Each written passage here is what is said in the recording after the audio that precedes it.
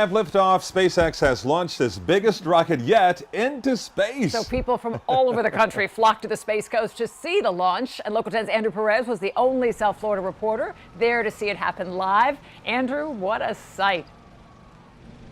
It was incredible. Now, keep in mind, this is just a test flight, but the fact that it got off the ground, the fact that it's in space, is huge for space travel. And I want to send you right to some video because SpaceX actually started a live stream of Starman. That's the name of their dummy. He's a dummy that's sitting inside of the Tesla Roadster car, which is on this rocket ship, believe it or not.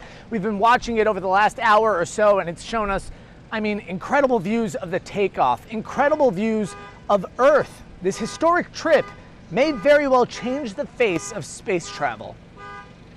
A lot of it started with Star Trek and those kind of movies, you know. We thought that was ridiculous. Well, the ridiculous just became real. The Falcon Heavy taking off. The crowd went wild, watching history unfold. They brought binoculars. They got here early just to get a glimpse of this monster making a pretty long trip.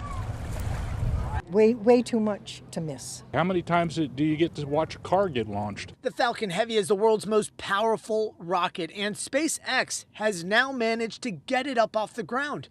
Exploring outer space had been a long-time goal of SpaceX founder Elon Musk, who also put his personal Tesla on board the aircraft. If this trip is successful, it'll open up an entirely new business for SpaceX, taking people into deep space, launching heavy security satellites. The trip also paving the way for commercial trips to Mars. Everybody's pretty excited. You know, for people that see this reasonably often, I think this is a special launch. So take a close look at this video. Adding to all of the success today so far, 2 of the Falcon Heavy's rocket cores successfully touched down back on Earth after takeoff. The 2 outer boosters, they broke away mid-flight and they returned to the Cape, touching down around 1,000 feet apart from one another. You had about 100,000 people that traveled just to this one area to see this historic moment, and now they want to make sure that the rest of the journey runs just as smoothly as the beginning. But Andrew, this whole launch almost didn't even happen today, right?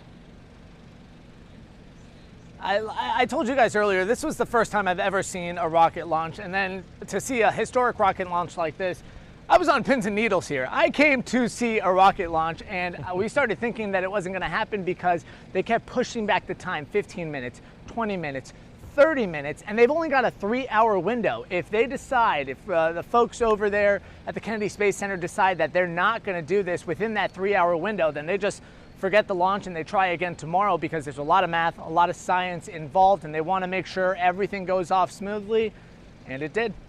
All right, we were looking at a live shot there just a moment ago, and now we have Andrew again. Andrew, thanks so much.